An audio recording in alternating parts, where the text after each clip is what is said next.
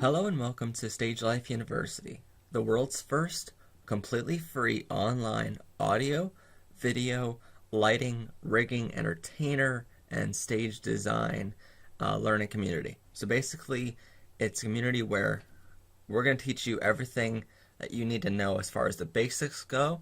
And then if you have any suggestions as to what you've learned in this industry, you can certainly give us an email with that, either in a video or just a plain old email to us. And we're going to give you those emails at the end of this program. Now, we've broken down this into different parts, as well as the entire video, which is available on YouTube and the Stage Life University website. Today, we're going to be talking about audio for live productions. Now, before we get into this, there is a couple things we need to know as far as what are some terms and stuff like that. And so the first here is, what is audio design? And audio design is something that comes before audio engineering. And basically, it's this way, it's like a blueprint for a house. And you wouldn't go and have a contractor build your house without a blueprint first.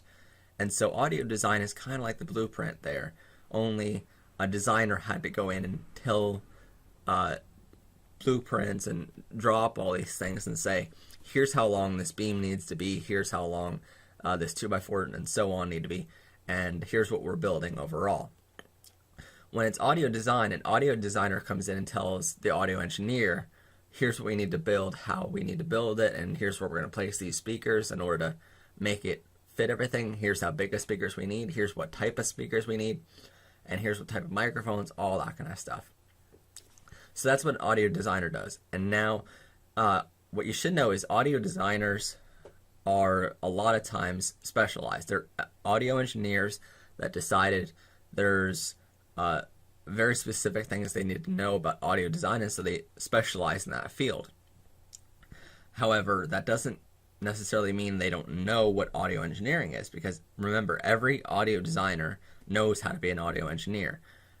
Every audio engineer should know at least some of the terminology and some of the field of audio design in order to call themselves an audio engineer. Now, basically on a lot of smaller scale productions where you don't have the budget to bring in an audio designer especially, a lot of times we just bring in an audio engineer, and for the day that audio engineer has to do both jobs. And it's sometimes difficult, but it's able to be done. So as long as you know the basics here that we're going to teach you, it's very easy to do. Now, basically, there is also a clear difference between an audio engineer and a sound guy, and I talk about this in my book a lot. An audio engineer knows what every button on the control board does. They know how to fix problems on the spot. They know how to address issues. If there's something going wrong, they know, what exactly is going wrong, and they know it quick. They're not fumbling, going around like chicken with their head cut off. They're not doing that. They're basically out there, they know what they're doing, and there's hardly ever any mistakes by an audio engineer, a pro one. And especially when you work with an audio designer, there's very rarely a mistake that they overlook. So audio engineers are professional. Sound guys, on the other hand, hardly know what they're doing, and they typically will use equipment they stole out of a little speaker system in their house for their stereo or their TV, an old tube style TV. They stole a stereo system out of that, and they call that a professional system, whereas audio engineers know better that that's not a professional system. And so that's the difference between an audio engineer and a sound guy. And typically on your normal bar scene where you're watching a band or something like that, you're going to see a sound guy there and not an audio engineer, just because that they can't afford an audio engineer. They can't afford professional. They can't afford anything really good. So a lot of times that's what you see, but there are many occasions where you see audio engineers there, and when you see an audio engineer, you don't even know it's an audio engineer. You know it by the fact that you're hearing a great sounding system, and there's no doubt in your mind that it's an audio engineer. They're not a sound guy. When you go to an event and you hear screeching and feedback, well, you typically know there's a sound guy behind the board, if there's a board at all. So that's audio design and audio in general and the different jobs that are all involved in that. Now, what are we going to talk about today? Well, the first thing we're going to talk about today is the steps that are involved in getting your show from first contact to the actual show itself. Now, we're not going to talk about how to set down any gear after the show is over, because really you should know that. It's basically just the exact opposite of setting everything up. And so we're going to talk about everything leading up to the production and the production itself and how to handle it. But after that, it's kind of easy to figure out what to do. So first is the point of contact, next the info, then the gear, then the quote,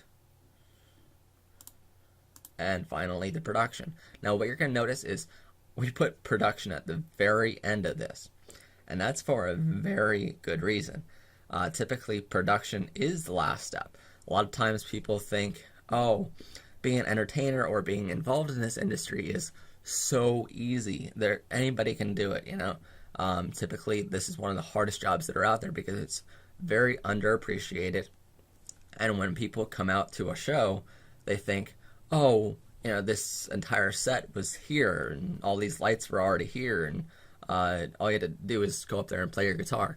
No, all the equipment travels with us as entertainers, and production is typically the last step in the whole process. It's so difficult to understand for people that aren't involved in this industry, but when you're involved in this industry as much as we are, you know, the actual production itself is only a very small part about the entire event. So that's why we put it last in this, and that's where we're going to get to eventually here. But first we're going to talk about contact. Your first contact with the customer. Basically, when you get a phone call in from a potential customer, you haven't secured the customer yet, so it's only a potential customer. But when you get a phone call, please do not answer it unless you can give that customer your undivided attention. If your family is in the background yelling their head off, don't answer. If you're driving, don't answer. If you're doing anything other than sitting at a desk or something like that with a notepad nearby and a computer nearby that's connected to the internet, do not answer. Make sure you have those things before you even answer, and you can give that customer your full undivided attention. There's nothing going on in the background. Even when you're at shows and stuff like that, and a potential customer walks up to you and says, hey, I'd like to talk about my event, you know, coming up soon, or I'd like to talk about maybe you doing my event.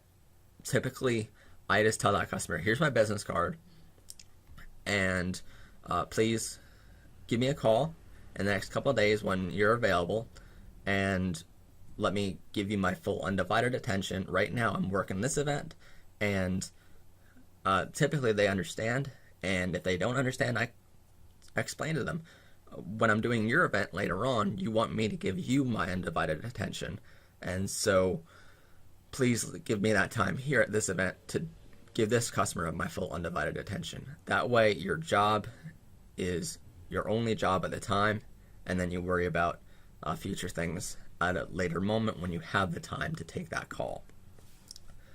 There are a lot of questions involved, and some of them include you want to get the customer's info. Once you finally get them on the phone and you can give them your full undivided attention, you want to get customer info, which includes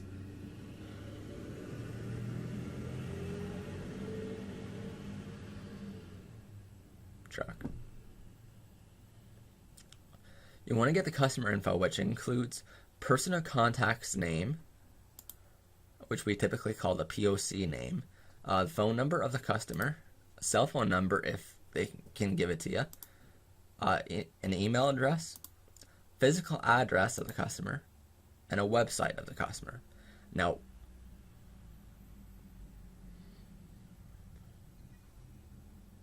Now, why do we ask for all these things? Well, because we need their name, we need their phone number in order to give them a call back if we need to, and maybe a week before the event we'll call them and say, is the event still going on? Just wanted to make sure. That day, if it's raining and it's an outdoor event, we might call them and say, I just want to make sure everything's still on for today, or what's going on here. How would you like to handle the rain or whatever is happening? You want to give them a phone call over that kind of stuff, or if you need email addresses, fantastic for this. Send them a contract over the website, over an email. That way you're not actually mailing things back and forth all the time. A physical address is needed no matter what for any kind of contract, because you need a physical address for that. And then finally, a website. If it's an organization or something like that, we'll typically get their email address or their website just to go online while we're even talking to them on the phone, and we'll find out, maybe they did this event last year and we want to see what they did last year. We want to see what another sound team did last year. So we'll go on there, check their website, and see some photos of that. If it's a band or anything like that, we'll go on to their website and listen to a piece of music that they've done. That way we can kind of see how they want their sound mixed, because there's some bands that want the drums a lot higher volume than the vocals, and there's some other bands that want the vocals the only thing you hear, and you can barely even hear the drums, or you can barely even hear the guitar in the background. So a lot of times we can see what they want, how they want their band mixed, and then mix their event accordingly to that. Because not every time we mix we're going to mix it the same, because that's what the band wants, and we give the band or the organization we're working for exactly what they want, and that's why we're one of the best at doing that, and we don't have any complaints, and there's 100% customer satisfaction rating, which is unheard of in this industry. There's a reason why we have that. So typically we get all that information from them right off the bat. We also want to know the venue info, and this is vitally important. Sometimes you're going to have events that the venue is your customer, and you don't need to get all the customer info, you just need the venue info. But a lot of times you're going to deal with events that are things that like hotels or different properties that your customer is not the venue itself. It's an organization that's coming into the hotel or coming into the venue just for that day. So you're going to need the venue info as well, which means person of contact, their phone number, the venue, cell phone number of person of contact there, an email address, physical address, and website. Now, why do we ask for all this again? Well, we need the person of contact and a phone number, just in case it's the day of the event and we get lost on the way there. We can call the venue and say, can I speak with John? Rather than saying, can I talk to the entertainment director? No, you don't want to do that. You want to ask for a person by name. And that way we can talk to them directly about any questions we have before the event. We can also talk to them personally and say, maybe we didn't get the best directions to get here and we're lost in getting there. And so we'll call them up and say, you know this area better than we do. Can you tell us how to get around this? We want an email address and their website just to check out different things. That way, if we need to email them asking them about photos or anything like that, we can do so. If there's a website, we want to check the website first and see if there's any photos of different events they've had there. We want to see different photos. That way we're not asking for photos later on. If they already have photos online of their venue, we don't need that. We don't need to ask for more photos. We already have them. And we absolutely need a physical address, because you need to know where your venue is, not just to get there and know that you're going to be on time. And you absolutely need a physical address, because not just to get there on time and make sure you're there and know where you're going, it's also to know how much it's going to cost you to get there. Because remember, later on in the quote area, you're going to be needing to know how many miles it is to get there, how many hours it's going to take you. That way you can charge the customer for every hour of every man hour your crew is going to spend while they're on the road and getting to the venue. you're also going to need to know how many miles so that you can later say, well, it's this many miles. I know my vehicle is X number of miles per gallon, so it's going to cost me X number of gallons of gas that are priced at right now, whatever price they're at around you. And so you can say, well, this is how much it's going to cost me in gas or diesel or whatever you use. And that way you can charge the customer accordingly to that. That way you're not going out to a venue and not charging them enough. There's tons and tons of times sound guys do this, and they say, oh, well, just give me like $50. That's it. That's their price point, no matter what. They charge some really low ball price just to cut audio engineers and audio designers out. Because remember, they don't want professional people coming in, because otherwise they're not going to have any, well, business at all. And it's not really business to them because it's not a business. But they don't want professionals coming into their industry. We don't want them coming into our industry. And unfortunately, it's the same exact industry. So they want to lowball us, and they want to say, I'll do the entire event for $50, not knowing it's going to cost them maybe $100 to get to the venue just in gas alone, let alone the cost of hourly wages and all that kind of stuff just to get there. And there's a lot of times sound guys just overlook that and say, I don't care about the expenses, I'm doing this for fun. And it is fun if you do it right, but you're going to make a lot of money if you do it very well. And if you know how to charge, you're going to be making a lot of money, but at the same time, you're going to have a lot of fun in it. So what we've done here is not just create this list. Now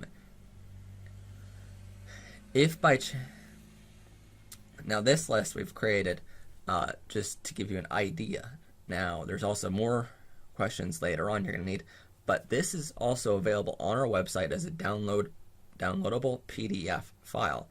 So you can go on there, download this entire list, and that way you can print it out as many times as you need to, put it on your desk, and say, anytime a customer calls or a potential customer calls, I'm just going to have one of these ready on my desk, and that way I can just start filling it out. I don't need to go into a computer and fill it out. It's on my desk in a physical form. Just that's out there to help you out. We do that all the time around here, and audio engineers do that all the time. This is a great list that has been proven to work fantastic for everything, and it answers 99.9% of all your questions that you're going to have, and the other 0.01 of the questions aren't going to be figured out until the day of the event when you actually get there in person. And typically you're not going to know those questions until you get there anyway. So there's no way to foresee that beforehand, unfortunately. Now what I've done here is I've highlighted all the ones that are vital, which means all the ones that aren't highlighted and underlined here. Basically, it's nice to have them, but it's not absolutely mandatory. The ones that are absolutely mandatory are highlighted and underlined, with an exception of the website right here for the venue. If they don't have one, obviously you can't get it, but any venue who's any venue at all nowadays has a website. Anybody who's anybody has a website anymore, so they're gonna have one. And with that said, if you're an audio engineer, you're gonna need a website out there, and it's the absolute best way to do it that I found is going through Wix.com. It's completely free, and you get an awesome website that you can design all by yourself. And then there's also domain.com, which offers personalized domains for there's also domain.com, which offers I think it's $10 for a domain nowadays, which is exceptionally cheap for what it is. It's an amazing price, but they work great. So get a domain, get a website. You're gonna need it just to look professional. Anybody that doesn't have a website if you go to an event and you don't see the sound guy, you're not gonna see a sound guy without this, but if you don't see business cards, flyers, brochures, or banners, or anything that signifies who that audio engineer is, he's not an audio engineer. He's just a sound guy because he doesn't want future business. he's not doing this for a living. And typically when you're at an event, if you don't put your name on it, it means you're not proud of it. So please just put your name out there, even on business cards, and say, you know what, my name's out here. I am proud of this event. This is something that I'm going to put on my resume. This is something I'm going to put on my website and say, you know what, I've done this. This has my seal of approval. If you don't see their name, if you don't see anything that signifies who they are, they're not proud of it and obviously don't care. And so they're not going to care about your event. Next thing you're going to need to know is info. This is general info. Okay. So that includes the audience size. How many people do they expect to come to the event? Which is also different than the room capacity. How many people can the room legally hold according to the fire marshal? Now, every room that's a public space has to legally have a room capacity number posted somewhere in the room itself, or the venue has to know what that room capacity is, depending on your state again. But every public room has to have a room capacity number on it. That way, you can't have 105 people if your venue is only rated for 100 people. Just so, in case there's a fire or something like that, they are able to safely get everyone out, and it's not a problem. The whole smoke on the water thing that happened with Whitesnake, that's because the room capacity was over for that event, and that's what happened. So, along with other things, but you want to know the room capacity. A lot of sound guys will just ask, how many people are coming to the event? Oh, there's only 50 people coming to the event. Oh, cool. I only need to bring a small little sound system. But then audio engineers will ask, well, what's the room capacity? And when people say, oh, the room capacity is 400 or 500 people and it's a gymnasium-sized event, no longer are you going to bring that little small sound system, because now you need a large sound system. And I'll explain that all in a second here. You also need to know the size of the room, the length, width, and height. Now this, again, isn't exact measurements, just like the estimate of how many audience members they expect to have. This isn't exact numbers, but you want close enough numbers. So that if it's a venue 100 foot long, well, it's just an estimate. There's no way you're going to know exactly how many feet unless they go out there and they measure it. Now, if you're dealing with a hotel or something like that, they're going to measure it by the inch, and they're going to have all those measurements online on their website.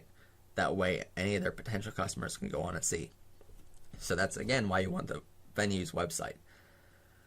But you want the size of the room, just an estimate. You also want to know the shape of the room. That way, if the room is, 4,200 square feet, it's generally going to be a gymnasium-sized event, 100 foot long, 50 foot wide. But if, just out of a sample sake here, we did an event a while back for a local restaurant here, and they said it was X number of square feet, and we thought, oh great, it's going to be a square-shaped building. Unfortunately, the rooms were divided, and so you had a 20 foot wide and 75 foot long dining room, and then another 20 foot wide and 75 foot long dining room this way. And so it was an L-shaped venue. The rest was just a kitchen, and we didn't need to do sound for the kitchen. So sound guys came in and said, oh, here's what we're going to do. We're going to bring in a point source speaker system, just 2 small speakers, and that's all. Well, that's great if the entire venue was open, but it's not. And so we went in there and we said we need to bring 6 or 10 speakers and place them all along the outside walls. That way everyone gets an overall surround sound, and it's a great sounding system. And they ended up going with us because we did provide the extra design in there. The blueprints are important. So you want to get what type of event this is going to be, the shape of the room, and all that kind of stuff. That way you know in advance. You want at least 2 pictures of the entire venue. Now, one is to be taken where the audience will be during the event, facing where the stage will be. And another one will be taken from where the stage area will be, out to where the audience will be. So you want both directions for the photos. And why we ask for 2 is just because we only need 2. If it's an L-shaped venue, you might want to get 4, just out of necessity for that. But you want to get at least 2 so you can see what it's going to look like before. That way you know their room dimensions that they gave us. The height of the room is 10 foot high, but when you put a 2-foot stage in there, you know the ceiling doesn't go up in that stage area. There's a lot of times in venues where their stages, the ceiling also goes up 2-3 feet up into the ceiling, and so now you have extra space in the ceiling for that stage. But there's a lot of times also that your stage will just be out there in a room and the ceiling height doesn't change, and so you need to know that rather than having 10 feet of headroom, you're only going to have 8 feet then with a 2-foot stage. So you need to know all this, that way you can prepare for everything. That's also important for lighting, but that's a whole nother seminar. Now, why we say get the room capacity as well as how many people they expect is just because of this, all right? This is an event we did a while back. And right here in the very front of this room, nobody's sitting there. And so even though this event expected 75 people, the room itself could hold, I think, up to 400 or 500 people, which is a lot larger venue than what this event was actually having. So nobody sat here in the front. Everybody's sitting right here all around in like a circular fashion around the stage. And then they wonder why we had to bring in a large amount of speakers for this. We needed to bring in large speakers up here and large speakers down here. And we also had speakers in the general room itself out in the audience a little bit. And they wonder why. Well, here's why. The truth is, there's always going to be 1 or 2 people that sit in the very back of the room. If you're in a gymnasium-sized event, you only have 75 people right up next to the stage. Well, there's always going to be that 1 or 2 that sit in the very back and say, how come I can't hear this well? Well, you can't really tell that 1 or 2 people to move up because they don't want to move up. And it's rude to do that. Actually, a lot of sound guys will tell them to move up because they didn't prepare enough. But audio engineers have prepared for all that. And they've also prepared just in case more people show up than what was expected. But basically speaking, if you have speakers out into the audience ready for the entire room to be full that night, and 1 or 2 people sit in the very back, you can turn the speakers in the back of the room on. That way they get a very comfortable volume sound, and the people in the front get a comfortable volume. Generally, sound guys will just turn up the main speakers in the front of the room, and the people in the front are going to be blasted, but them 2 people in the back, well, they're going to have this wonderful sound basically fit right for them, but they're in the very back, and most of the people that are in the front are blasted out by this huge amount of sound, and suddenly a lot of people are mad at you. Well, if you have speakers out into the audience and you're ready for that, well then you're ready and you can just turn them on if you see somebody sitting back there.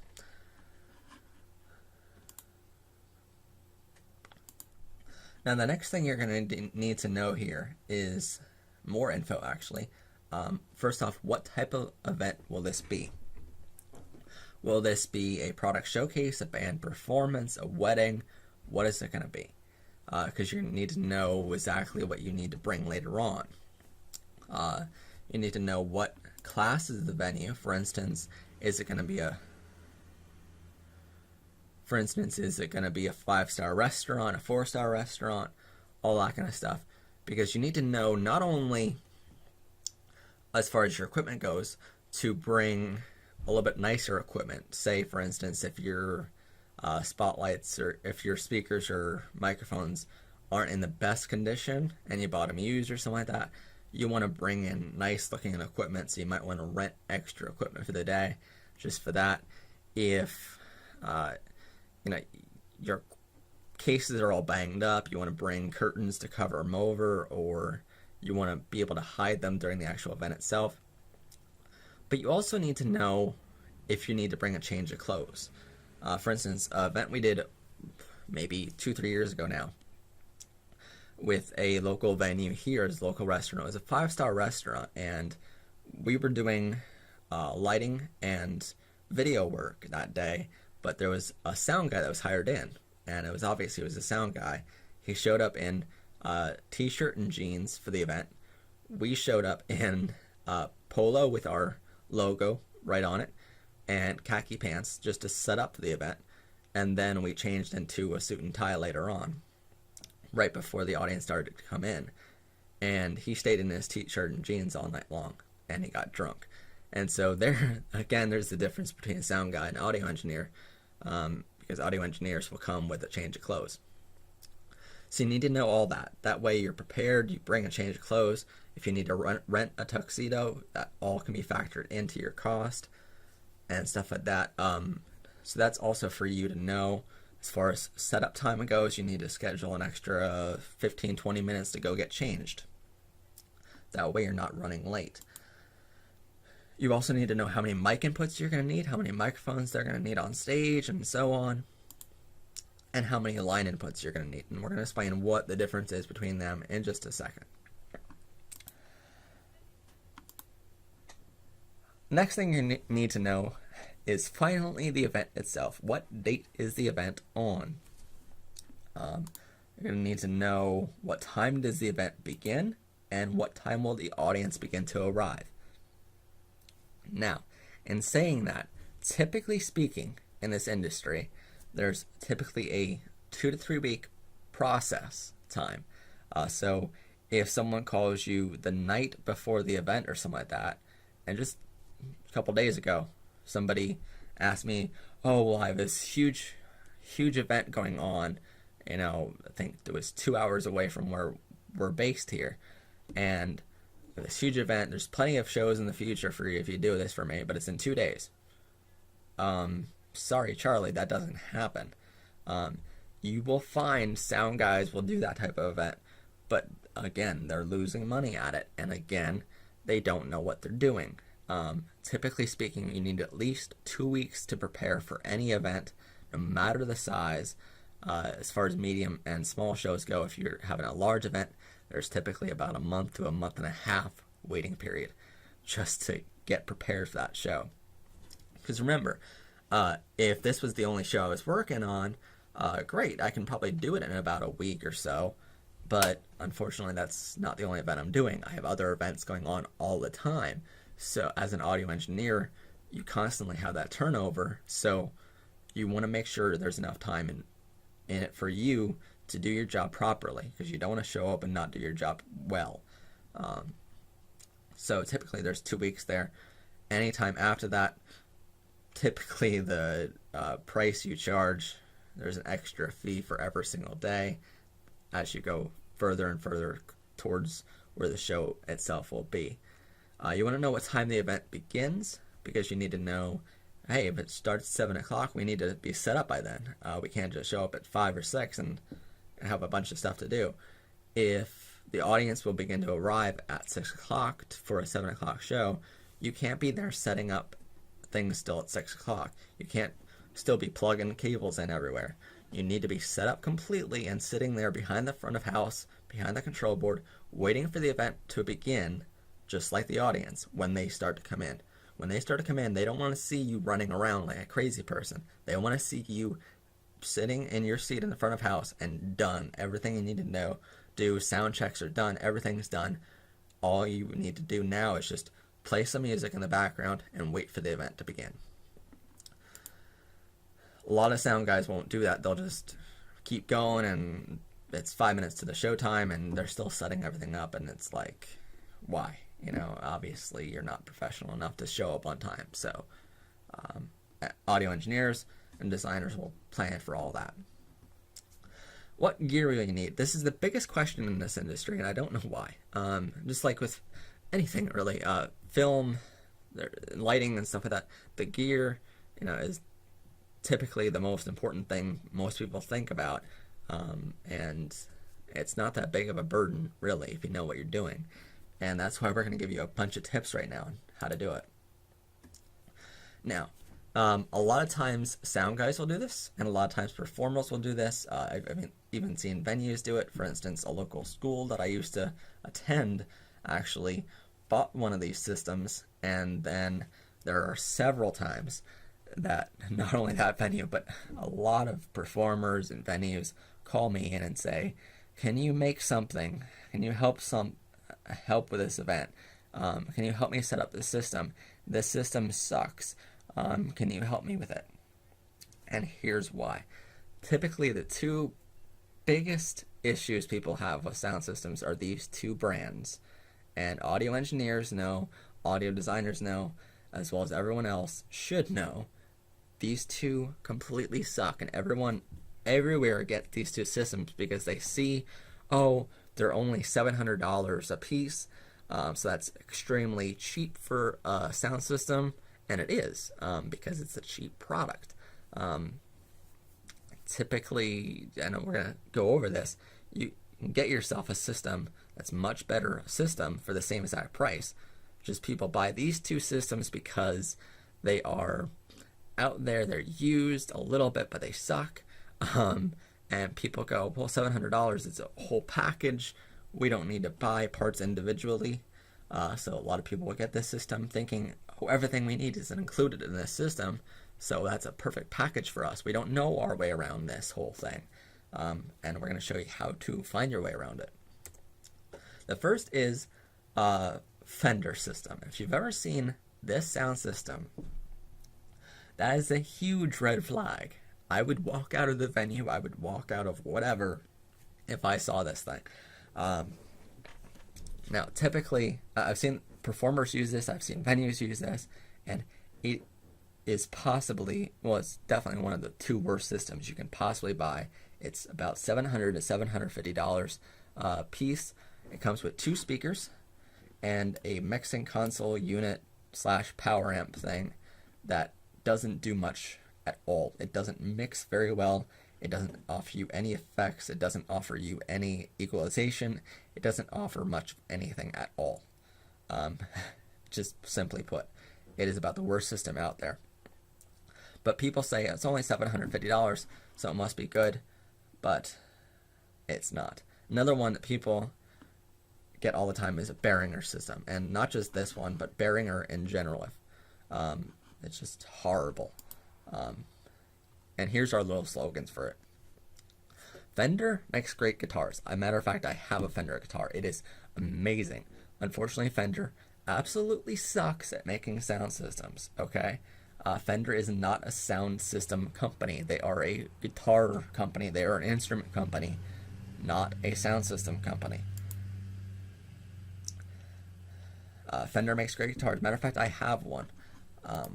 But they are not great at making sound systems. They absolutely suck at it. They're an instrument company, not a sound system company. And if you ever see a Fender system, throw it in the freaking trash. That's my best advice. A lot of times I get called in to help with either a Behringer system or a Fender system, and my best solution is to throw it out. That really is the only solution for these things. They're never... The best audio engineers in the country have all tried these systems.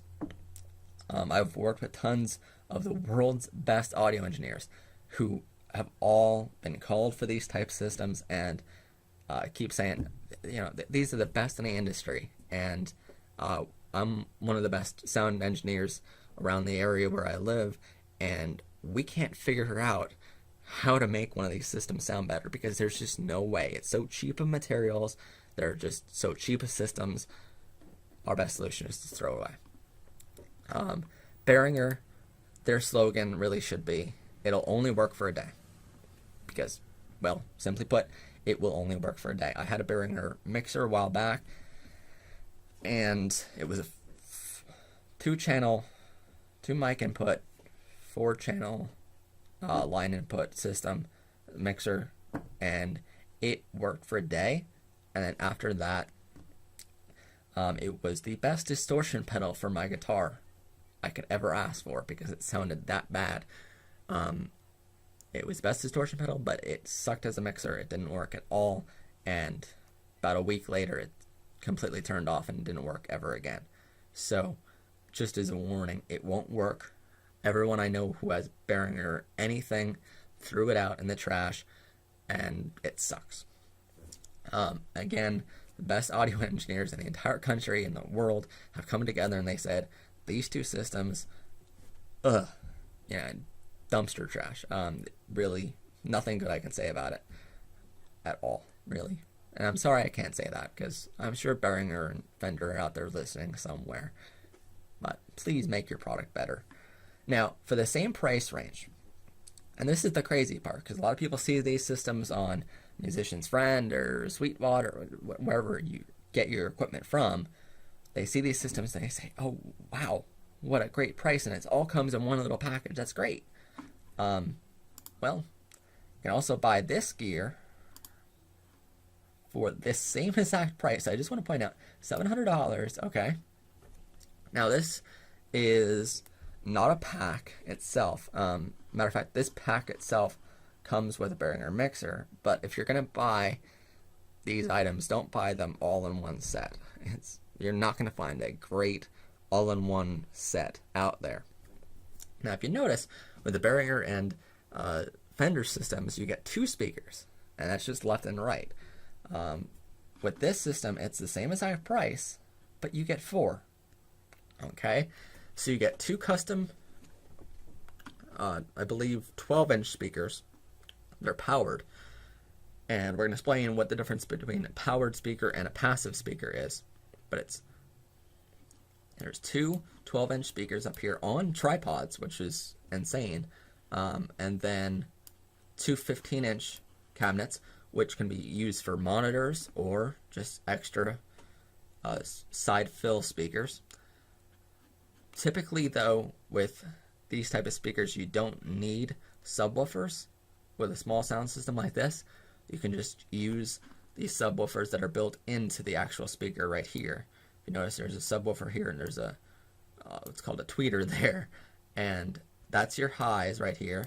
This is your lows.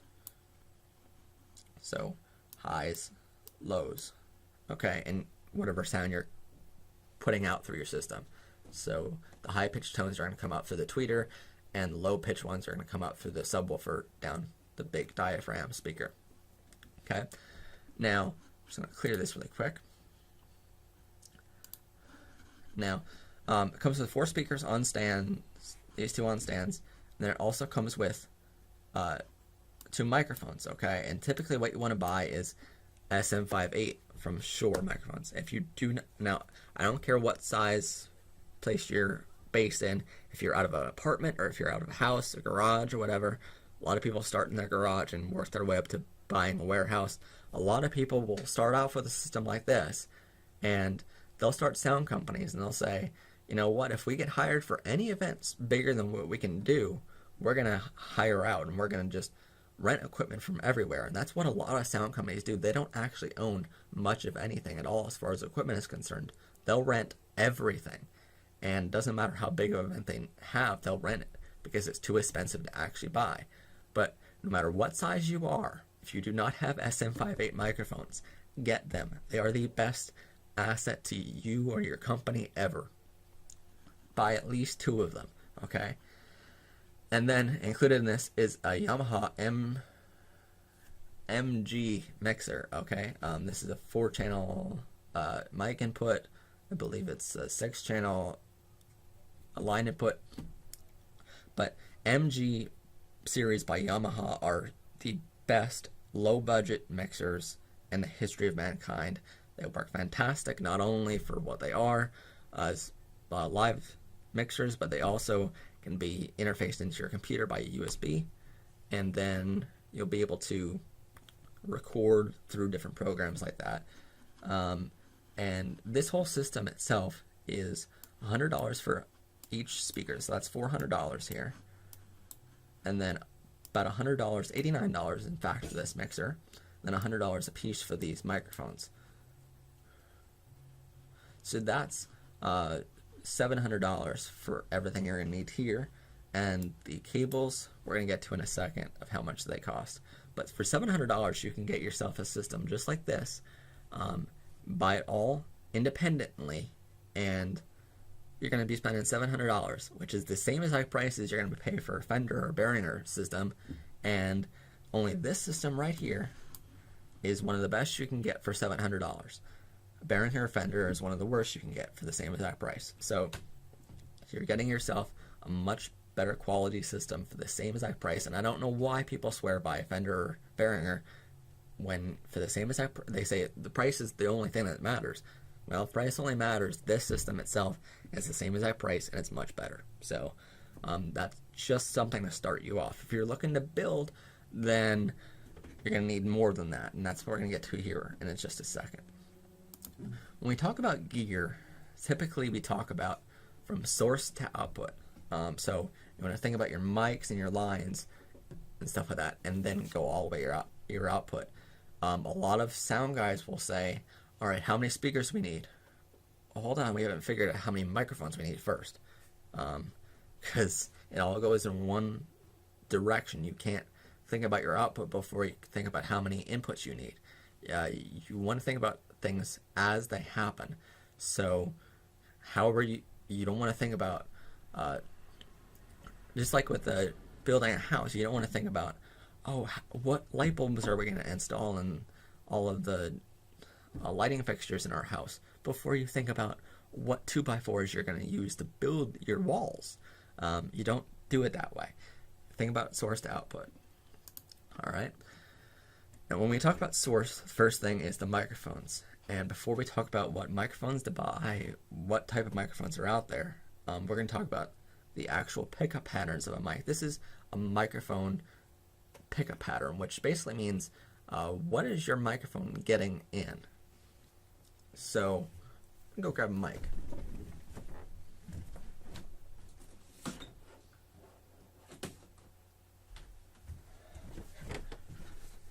So this is an SM58 wired microphone. All right. Now, I'm going to actually put it up here in front of the screen so you can get an idea of what it is. All right. Now, typically speaking, there's different pickup patterns. And what a pickup pattern is when you put a microphone out, what is it actually bringing in as far as sound goes? All right. So basically an omnidirectional mic, which again, SM58 microphones are actually cardioid right here. We're going to get to that in just a second here. But omnidirectional means it's picking up all sound all the way around this microphone, which means it's picking up everything from behind it, in front of it, on the sides of it, and in front of it. It's also picking up front and back all the way around. It's picking up everything in your entire room. Okay?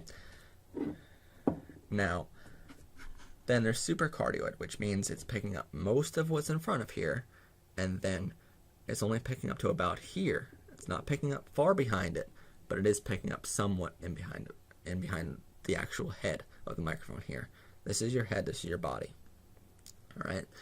Now, cardioid means it's picking up everything in front, down here, and then it comes up. It doesn't pick up directly behind. It doesn't pick up down here in your body. It only picks up right here, all right, in the shape of a cardioid heart, okay? Supercardioid means it picks up your cardioid, but then it also picks up down here right where your body is of the microphone, but it doesn't pick up anywhere over here, all right, on the two sides of the back of it. And then hypercardioid is kind of like the same as supercardioid, only hyper is, well, a little tiny bit less, all right? So it's not picking up as much here, it's not picking up as much here in the back, but it's a lot more depth to the sound because basically it's not trying to pick up as far away from the mic. It's only trying to pick up a certain amount away from it, but that certain amount is a lot higher quality of a sound. So if you're trying to pick up sound from over here far away, well, then you want a supercardioid. If you're trying to pick up great quality from short distance away, then it's hypercardioid that you want. Bidirectional means in front and in back of the mic, but nothing on the sides. And then shotgun. Well, shotgun is typically used for film direction and stuff like that, and film productions. And it picks up directly in front and directly behind, very little on the sides over here, but absolutely nothing over here or up here. Because typically with shotgun mics, you're aiming it right at your actor's mouth, and that's all the sound you want. You don't want any overall ambience. You don't want any noise. What we call noise in this industry is noise is typically called anything you don't want in the sound. So it's the room itself, it's a car going by, it's a train, it's an airplane above you. Noise is something you don't want to be there. When you're talking about sound, it's kind of confusing because you say, well, noise is anything. Well, no, it's not. Noise is something you don't want there. Typically, you only want the actor's voice if it's a film production. So that's what noise is. All right. Now that you know all the pickup patterns, now we can go on. So, your mics. For your vocals, you're typically going to use SM58 microphones, which are these. If you want wired microphones. If you want wireless, the best to go with are Sennheiser and Shure wireless microphone systems. Now, Sennheiser and Shure are very expensive. Shure can range in the thousands of dollars for one microphone. Sennheiser can range between $600 and up. I got a Sennheiser handheld for like $200 at a show. It's valued at like $250 because it was on the showroom floor for a seminar. And a lot of times the best thing to do is go to these seminars in your area and these expos for, it doesn't matter if it's a expo for sound, it can be an expo for DJing, like the DJ Expo in Atlantic City, which we go to all the time. There's all these different expos all over the world for these types of things, and it doesn't matter if it's just for sound. These sound companies will still be there. All right. If it's for DJing, if it's for lighting, if it's for anything like that, they're still going to be there because they still want to sell. So typically that's a great place to find these things. But Shure and Sennheiser are fantastic for wireless systems. For violin, guitar, amplifiers, cellos, any stringed instrument, including the piano and stuff like that, which is percussion, I know, but it's really the best for that. Any instrument, really.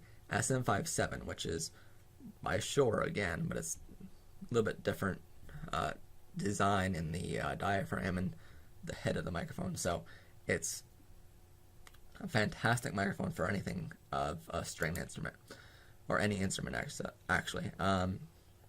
For overhead, a drum set. For choirs, for audience mics, fantastic mic is the Samson CO2 wired microphone. It's phantom powered microphone, but a lot of these overall sounding microphones are phantom powered, so you're not going to find something that's not really, that's great quality. So typically you're going to be talking about phantom power, which we'll talk about in a second with mixers. But if there's a comedian who wants their entire show recorded and they want the audience sound there with them clapping or laughing along, you're going to put Samson CO2s out in the audience to record them. You're going to put it like 4 or 6 of them in front of a choir to record or amplify a choir. And anytime you see a drum set, typically the 3 microphones you need are 1 on the bass drum and 2 overhead. If you're talking about a big drum set or a big concert, yes, you're going to have a microphone on every single drum itself, every tom, every snare drum, everything. And then you're going to still have 2 overhead. There's tons of sound guys who go out there and put all these microphones on every single drum and then forget to put 2 overhead drum microphones on the entire drum set, and then you don't hear any cymbals at all. And then they wonder, why am I not hearing any cymbals out of the speakers? Because you didn't put a microphone on it. So you want at least 3 microphones on a drum set, 2 overhead and 1 bass drum. And the bass drum can be done by SM57 if you have to, but there are much better microphones for that out there that pick up a lot more of the bass tones. The next is your line inputs, which if you've ever seen a control board, basically you want a Pro Rack CD player if requested. If someone brings a CD and says, I want to play this, you want a CD player there, not just one you tear out of your stereo system, not just a regular old CD player that you just plug in. You want a Pro CD player if requested. Again, these things cost like $150 for a Pro CD player, but it's well worth it if you do it a lot. If you don't do it a lot, then you want to rent one, and I think they rent for like $20 or so, I'm going to say. So it's not that expensive, but it has much better quality coming out of it than a regular CD player will ever. The next thing you need is an 1/8" cable for computers, iPods, and stuff like that. You want that no matter what. Absolutely no matter what. I don't care what show you're doing. I don't care how big. You need an 1/8" jack input. You need 1/4" cable inputs, which may require XLR to 1/4" adapters. Should just keep that in mind. The adapters, I think, are like $6 a piece. 1/4" cables are very low cost, so don't worry about the cost of everything like that. 1/8" cable, I think you can pick up for like $20. Not that bad. Stage snakes. You need, if you're doing medium-sized shows or even small shows, you need a stage snake no matter what. If you're just starting out and you say, I'm good with a small little system, that's great. But the moment you start having an audio engineer there, they're going to require a stage snake. Any good audio engineer has a stage snake. And what that is basically is one giant cable that has a bunch of inputs right here or right here on the actual body of the stage snake, and then it has a bunch of outputs and inputs over here, and that way you can plug it into your mixer. That way you can run one cable between your control board and your stage, and all the numbers correspond, rather than running a bunch of XLR cables back and forth. I used to do that, and I used to run, I think, 20-some cables back and forth between my control board and my stage, and then I realized I was taking hours out of my setup time, and I was taking so much time to do that, I forgot about other things. So a good friend of mine in this industry gave me a stage snake for free. I was amazed at it. He was exceptionally nice with it, but he gave me one, and right after that, it took my setup time down so much. And believe me, even though one of these costs like $750 for a good one, and don't buy a cheap one that's like $200 or so. Buy a good one for like $750. It's going to be well worth it in the end for you. So, again, it's going to be well worth it just for the time alone it's going to save you in labor. So get yourself one of these rather than running a bunch of cables. Run one. Alright, now the next thing we're going to talk about is XLR cables and 1/4" cables, which a lot of people get scared by these, and they say, well, XLR cables are typically like $50 a piece, and 1/4" cables are about like 30 or 40, and that's just for like a 20-foot long cable, let alone the 100-foot ones and the 50-foot ones you need. And in general, 1/4" are used for instrumental cables, and XLR are used for microphones, and they're the highest quality sound cable that's out there nowadays. And they just come out with speak-on cables, which typically for small and medium-sized shows you don't use at all. Don't worry about them unless your speakers are speak-on cables. But speak-on cables, I think XLR cables are actually a little bit better quality than speak-on at the moment. They're trying to get speak-on to better high-quality depth. But a lot of people get scared by this, and I don't know why, because the truth is you can pick up a pack of 10 XLR cables that are each like 20-foot long cables for $50 on a website called Musician's Friend, and I'm not sponsored by them, no affiliation with them. I just found they're great prices on XLR cables. So this is $50 for 10 of them, which is a great price. They also come in packs of 1/4" cables, so you can buy 1/4" cables or XLR cables for the same exact price, $5 a piece. Great, fantastic price. All right, you're not going to find them out there better. There's some other companies out there that are offering this at the moment, and I think they're a little bit more expensive, but it's the same type of a pack. So the next thing we're going to talk about is the actual mixing console in front of house. A lot of people say this first, and this is the most important thing ever, and it is important, but first we're going to talk about your microphones, and then you're going to talk about what type of mixer you need. Because think about this for just a second. You want to buy a mixer that has 24 inputs if you need 32 inputs for your show. You don't want to do that. So you want to buy the appropriate mixer for what you need. And so mixing house is also called FOH, which stands for front of house. And front of house is also the term for the ticket booth and merchandise area of the show. And you're in the same vicinity as that with the control board, with the stage snake. Never, and I've seen venues do this all the time. They put the mixer off to the either side of the stage, on the wings of the stage, and that's what they do. Because they see, as a big show, on big, huge productions, there is a mixer on one of the two wings of the stage, on either side of the stage. And that's called a monitor mixer. That mixer only mixes things for the monitors that are on stage itself, or the in-ear monitors that the musicians or whatever have, just for the people that are on stage. They don't mix anything going out there in the audience. There's another mixer for that alone.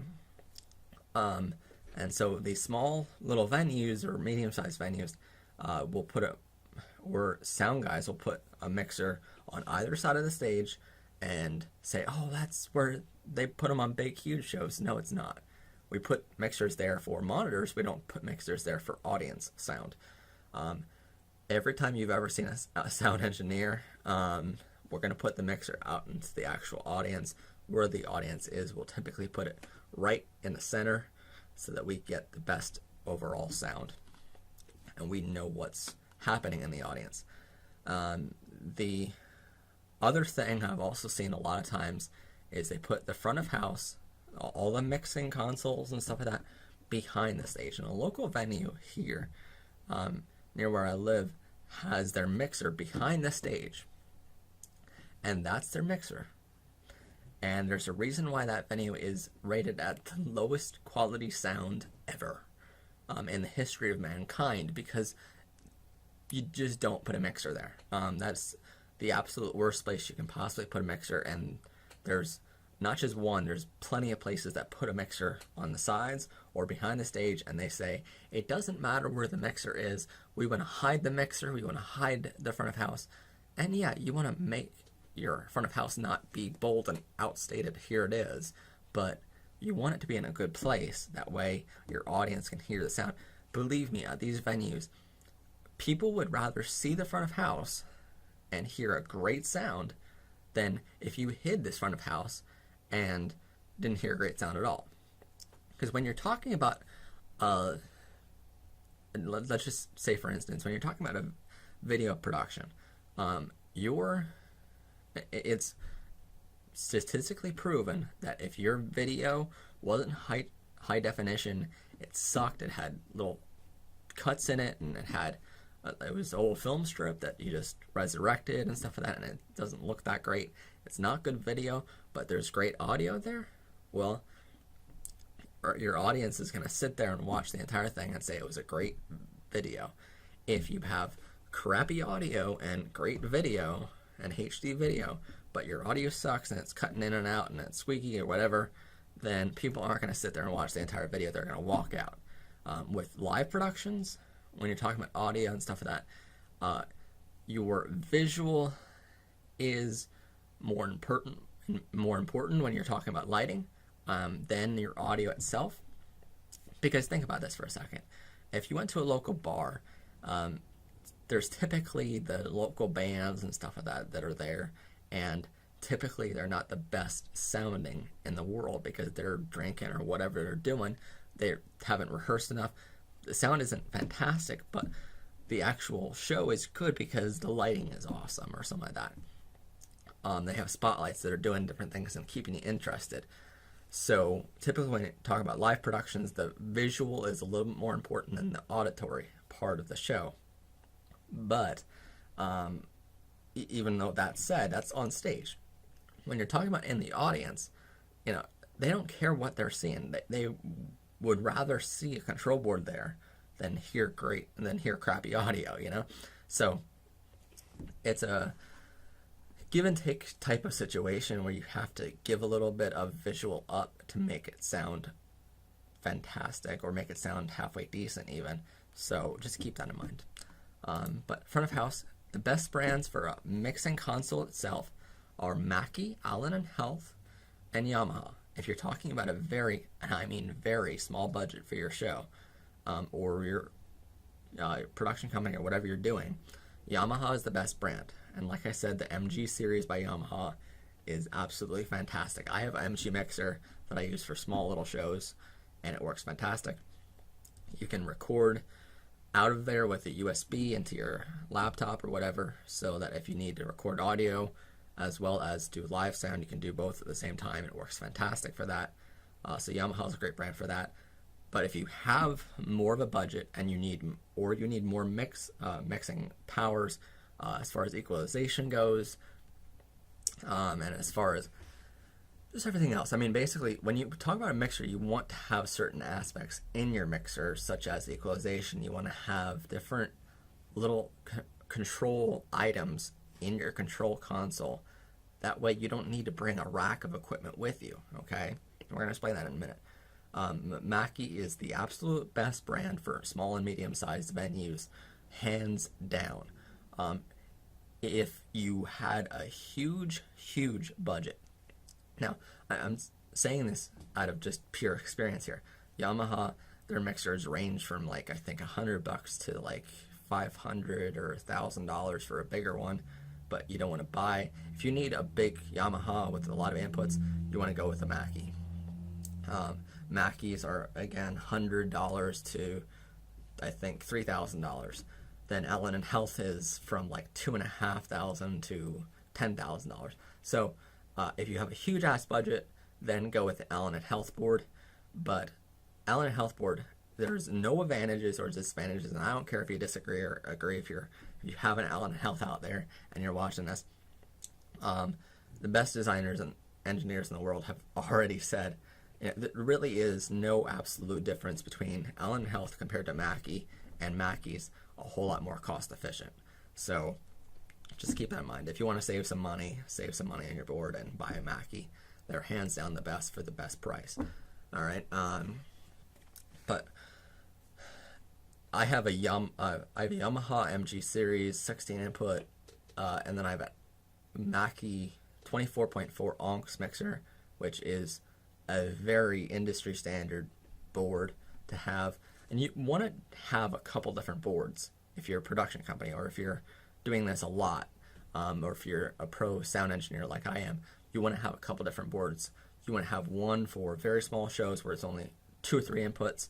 You want to have another board for 16 inputs, another board for 24 inputs, and another board for 32, another for 48. I know it sounds like you need a lot of mixers, but you do. You don't want to show up to a small little tiny show with a huge 48 channel mixer and say, sorry, I don't got anything smaller, you know? So you want to have a couple different sizes. That way, not only are you able to do the show correctly, but you can do more than one event at a time, so that if you get called for a small little show over here that only requires a 4-channel mixer, send your 4-channel Mackie with them and go over here and do that event while you're at another event doing a 48-channel event. So you can do more than one event with more than one mixer.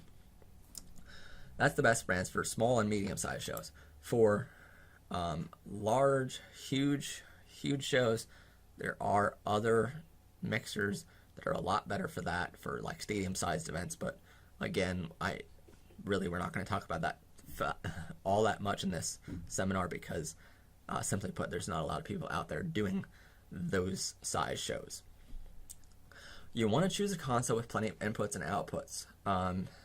Basically speaking, if you need 16 inputs, choose a board with 24 inputs. Just for the pure fact alone, it gives you room to grow. It gives you room that if you ever add an instrumentalist to your band or whatever down the road, you have the inputs for it. You don't need to buy a new mixer because of it. What I do all the time is I actually use more than one mixer at shows. And so if I need, let's say 40 channels, right? If I need a 40 channel for a show, I'll put my Mackie and my Yamaha 16 input board next to each other, and I'll link them together, and that way I'll have 40 channels. You can do that, but the best way is, again, to just have one mixer for everything, and typically I'll rent a mixer for a large event like that, just out of necessity. Then, just because it's simpler to have one board than two. But you always want to have a backup as well, and I should mention that. For everything here, you want to have backups, whether it's a cable or some of that. And I know the Snake itself don't have the money to buy a second cable or second stage Snake. You might not have money to buy a second mixing console at the moment, but it's always good to have a backup. And so basically, if one microphone cuts out, well, here's another microphone right off the bat. Run on stage really quick, switch out the microphones. It's always good to have backups for microphones, for speakers, power amps, cables, those type of things. You want backups for everything like that, just in case. I've been there on shows where things cut out for no apparent reason. You get back to the office and you test it out and it works fine again. And you're like, why did it cut out during this show? I have no idea. And you're wondering yourself for a long, long time what went wrong. Sometimes things happen, so just be prepared for it. You want to choose a mixer with EQ built in. There's a lot of people, a lot of sound guys out there who have a rack full of equipment on their right by the control board, and they say, we need all these effects, we need all this. No, you don't. You just don't. You don't. I don't care who says it, you don't. If you have EQ built in, which is equalization, all right, means you can mix the highs, the lows, the different frequencies of each and every channel coming in to your board like the Mackie Ong's mixer has, and that way when it goes out, you're getting a perfect sound, all right? So if it's a vocalist, you want to take some of their bass tones and bring them up a little bit.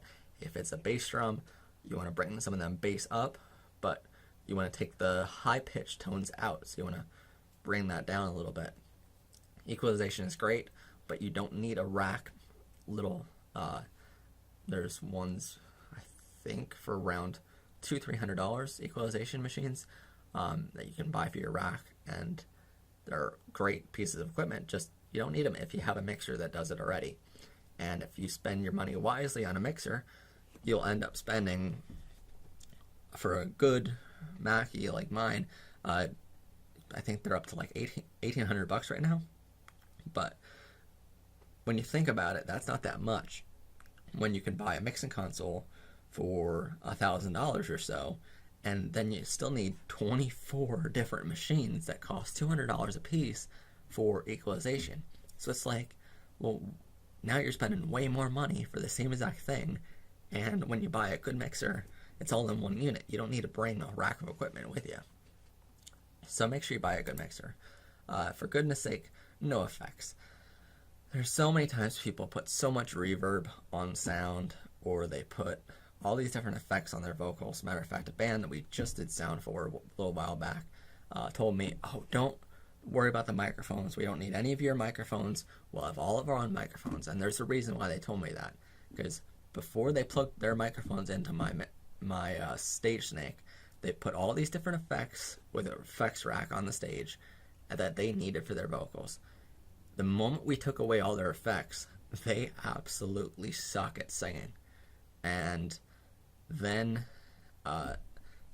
we put their effects back on just because it sounded better that way. Effects, you cannot mask a bad singer by effects.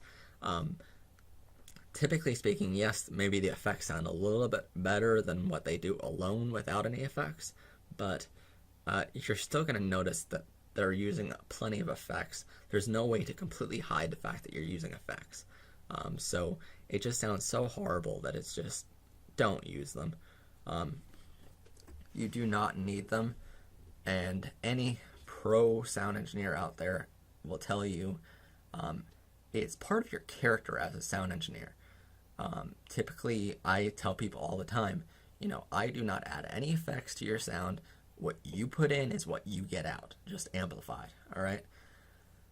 First off, it's a major expense to go and buy all these effect processors, but secondly, it's part of my character as a sound engineer and part of a lot of sound engineers' character that we only do our jobs. We don't want to make you sound like something you're not. It's fake. We're not in the fake business.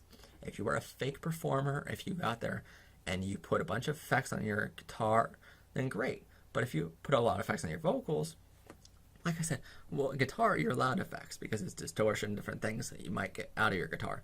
But when you start putting effects on your vocals, that's when you're starting to lie to your audience. You're lying to your customers, and that's just not good business practice. Don't lie. Just don't.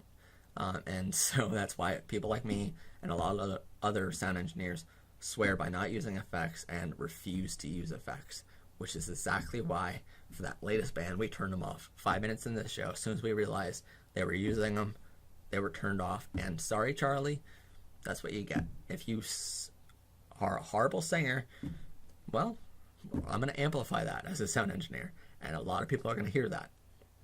And as an entertainer myself, as a performer, it's a thing where if you're out there performing and you're lying to all these people, well, you shouldn't be, and part of my character as a performer is I don't lie. I amplify myself, and that's all.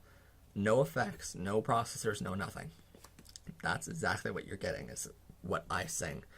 A great performance, just like a great audio recording, as a sound engineer, you're told, basically, if you're recording something or you're amplifying something, you're making it sound live for everyone. You want to make it sound just as if the performer is there with their guitar or whatever they're playing, or they're just talking, if they're a motivational speaker and they're talking to an audience. You want to make it sound to every person in the audience as if they're alone in that audience, as if that motivational speaker is in a room just with, say for instance, I'm an audience member. I want to feel as if there's nobody else in the room, it's just me and the motivational speaker, or it's just me and that guitarist, and he or she is playing that song acoustically just for me. And I want to feel that connection with the performer. I don't want to feel like they're faking it and they're using all these different effects, and in order to make them sound good, they need everything. I want to make it sound live. I want to make it sound personal. And great performers know a personal show is the best. We're going to get into that in the performance and entertainer seminar a little bit, but for goodness sakes, no effects. Output effects, as far as it goes, there's one and only one output effect you can ever use as a pro audio engineer, and that's an effect echo machine. If you have an echo machine, or if you don't get one, they are very useful. We have a Roland SDE 1000 echo machine, and this is great for large rooms with echoes. Say for instance, if you're going into a gymnasium with hardwood floors and concrete walls, and maybe like a steel ceiling, okay? You're going to have a ton and a ton of echo in that room. So if you clap your hands, you're going to hear an echo in the room 10, 15 times, okay? So a lot of these venues that are indoors have an echo. A lot of outdoor venues actually have echoes as well, just because of different hard surfaces that the sound's bouncing off of.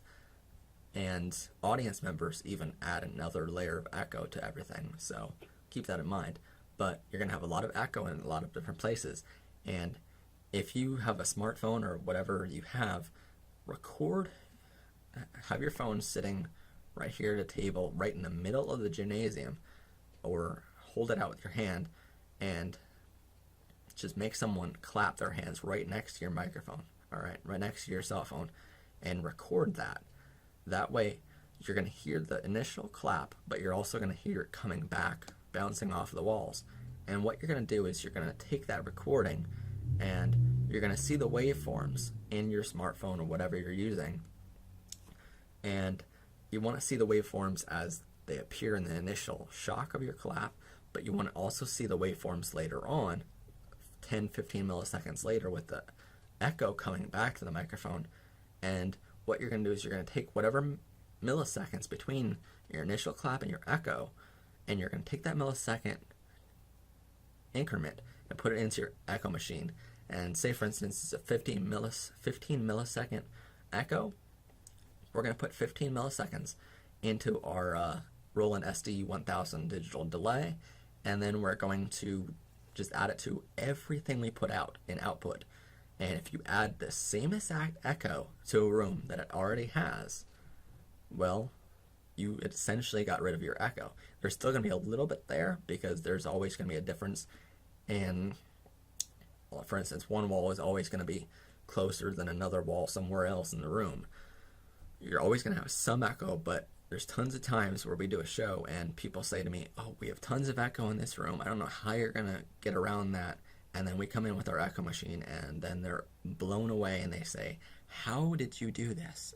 How did you get rid of the echo? And they come over to me 10, 15 times during the show, and they say, I don't know how you did it, but it's amazing, you know? So just keep that in mind. You want an echo machine. That's the only one that you're allowed to use, and it's on the output, not your input, all right? Don't put it just on your vocals. Don't put it on a guitar. Only use it for your overall sound going out. The next thing you're going to need is power amps for passive speakers, and there's a difference between these, all right? So, power amps are basically just adding an extra oomph, extra power to your sound. Coming out of your mixer, it goes into your stage neck and into a power amp. Now your power amps just amplify the heck out of your sound and put it out to your speakers. So it comes in with XLR cables right here and out with a speak on, or left and right over here. Typically we'll use only speak on outputs and then have a speak on to 1/4 inch or XLR adapters there, which cost like $6 a piece. But Crown XLS series power amps are fantastic for small and medium sized shows. Crown is the absolute best for power amps. I know people swear by QSC power amplifiers. QSC and basically QSC, I'm a certified installer for QSC, and basically even in their seminars to teach you how to become a certified installer, they say their power amps are made for installed systems. They're made for systems that go into airports and stadiums or whatever you're doing, for church or whatever, and they're made to be installed in a permanent system in the venue. They're not made to be on the road. They're not made for the type of speakers you're going to be using for any type of live event here.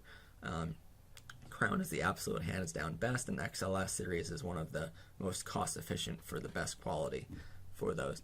But these are absolutely amazing, and like I said, you want to have backups for these. So if you need left and right for anything, buy a second one. XLS 1000s are only $300 a piece. There's more powerful series. There's more powerful versions of the XLS series here, but XLS 1000 works great for small and medium-sized shows. So get yourself some of them. They're fantastic at a fantastic price point. Remember, they are only for passive speakers, and passive speakers are basically speakers where you're setting them up, and then you typically see an input and an output jack from them. They are typically much lighter than powered speakers, because powered speakers, and we're going to talk about these in a second, have a power amp built into the speaker itself. But passive speakers are much better for small and medium-sized shows because, yes, they are lighter. You can lift them up more, whatever. If you're doing a show and lifting your speakers up onto scaffolding or staging, you don't want to be lifting powered speakers up there. They are extremely heavy, and you just don't want to do it. You don't want to break your back doing this or have to bring in a forklift for it. So passive speakers are great for that. But typically, it's great to use passive speakers because you can put all your power amps in a rack, and you put that rack of power amps right next to your power source for the entire show. And that way, if something goes wrong, and just for instance here, if a speaker gives out, or if, say for instance, you want to make the overall sound louder and you're at your maximum at your mixer and you're putting out as much sound as you can to the out of the mixer, and you need to adjust something. Say for instance, if the left is a lot louder than the right and you need to adjust the speakers accordingly, rather than getting up on the scaffolding or getting up on stage and adjusting each speaker individually with their power amps built into the powered speakers actually have little knobs on the back of them that you need to adjust. And so passive speakers allows you to adjust everything in one rack that's off to the side of the stage. No one will see you do it, and that way it's very less noticeable than powered speakers are for adjusting things, and you're going to need to adjust things. That's why 99% of the people out there that are doing much of many of these small and medium-sized shows use passive speakers that are just so much easier for every reason possible. Now, Behringer sells a lot of powered speakers, but they're not great. Again, Behringer is not great. But passive speakers, the best ones to buy for large budget are JBL, Crown, and QSC speakers. Again, QSC is made for more installed systems, but they're still great speakers for live sound. JBL is the absolute best you can buy for this, and Crown speakers are fantastic, just at a lower cost than QSC or JBL speakers. Best brands for a small budget or a medium-sized budget are custom speakers. Hands down, you cannot beat the price of these things. It's, I think, $80 or $90 for a passive speaker. For a powered speaker, I believe it's $100 or $110 for these things a piece. They're fantastic price points for what they are, and they're still great, fantastic quality. And again, all of these brands are the industry standard for the size shows that they're listed for here. Now, typically, speakers that are powered come in a wide range of sizes, but the most typical you're going to see is those that are 15 inches wide, high by 10 inches wide. They're not very big, but they are powerful. And again, the best to buy is custom for that size of a speaker. Just Mackie is fantastic as well for that size speaker. JBL and Mackie also sell much larger speakers that are, I believe, 30 or 40 inches high or so. They're huge speakers, but they're hugely heavy. So if you don't have room in your truck or trailers or whatever, or you don't have room at home to store them, or you don't have the strength to pick them up, don't get them. Get smaller, get more passive speakers that do the same exact job. Now, we've talked a lot about these different systems and even mentioned these words a couple times. What are they? A point source system is the most typically used for small and medium-sized shows. It is when you have your stage right down here, and then you have stage left and stage right speakers. It's basically like a wall of speakers over here and a wall of speakers over here on your stage. And that's the most commonly used for small and medium-sized shows, hands down, because it is the easiest in the world to set up. Now, the only problem with point source systems is that you have a ton of sound in the front right by your stage, but once you start getting into the audience a little bit, you need to blast the people in the front in order to have the people in the back hear at a comfortable volume. And so typically with a point source system, you need to have other speakers in the audience on tripod stands and have them out a little bit in speaker stands. That way you can get people in the back to have a great audio without blasting the people in the very front. And with point source systems, you need to adjust each one of those speakers individually in order to have not too overpowering of a sound anywhere in your entire room, when another type of system will allow you to do all that and even more, so much easier. So point source is the most easiest to set up when you're only doing two walls of speakers, but if you're doing a large venue such as a gymnasium, you're going to need a lot more of speakers out into the audience itself. So it's not such easier anymore. Plus, you're going to need a lot of cable for it. A line array system is this. When your stage isn't as big up here, but then you have stage left and stage right subwoofers on the sides of your stage. And that's because point source speakers have subwoofers built in, the passive speakers and stuff like that. And typically, all of your subwoofers are there right with every other speaker in that wall of speakers. But when you're talking about line array speakers, the line array speakers that are actually up here which are hanging from the ceiling, by the way, with motors and stuff like that. They're hanging down, and they're also hanging in a formation of go down and then across in a curvature motion, and that way the sound with point source speaker systems, the sound just goes out forward, nothing too big about it. They're sometimes aimed that way. They go in an X pattern over top of your audience, which is great. But line arrays, they're aimed so that your sound goes out in all directions, up, down, and everywhere. It's a lot more commonly used for higher medium-sized venues and then very large venues such as stadiums because they're so amazing. But these speakers up here aren't actually, I'm going to go back to this, speakers that are up here, they're just for high and mid-tone sounds. So you're going to need a bunch of subwoofers down here for your lower range tones of the sound. Now, typically speaking, when you're doing point source speakers or line arrays, the worst thing you can possibly do in the world is stick your speakers right against the floor. There's tons of sound guys that'll put their speakers right on the floor of the venue and think it's fantastic. But the truth is, let's just say for example's sake, you're putting 20 decibels of sound out of a speaker and you put that speaker against the floor. Well, suddenly that decibel level goes in half. And so now you're only getting about 10 decibels of sound out of that speaker because the floor is taking about half of whatever you put into that speaker out right away. There's no getting it back. And so you're losing about half of the decibel level of that speaker just by putting it against the floor.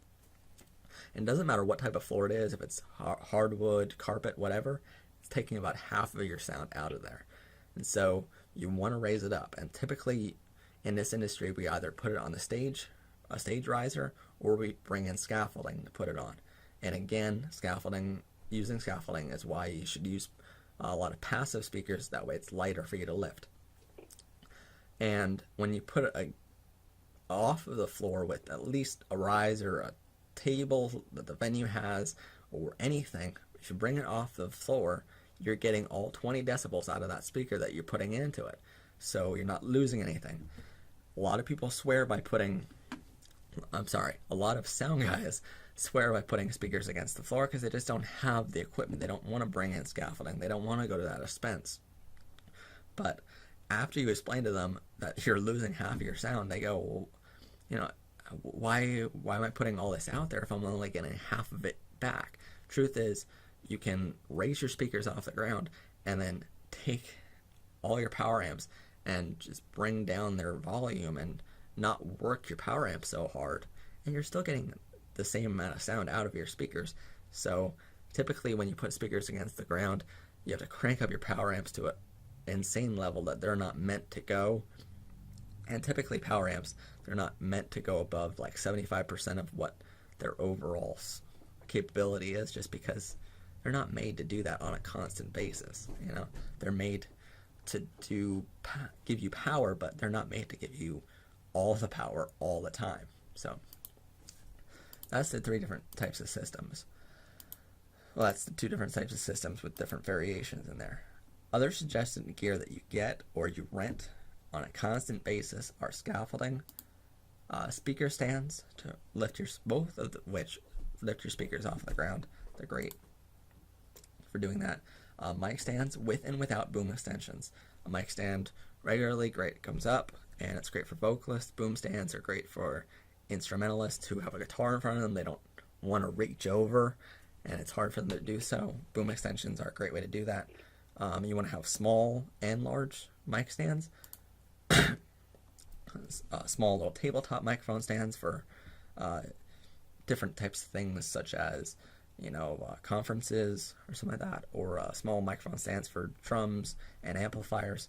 Have a wide array of mic stands for all that kind of stuff.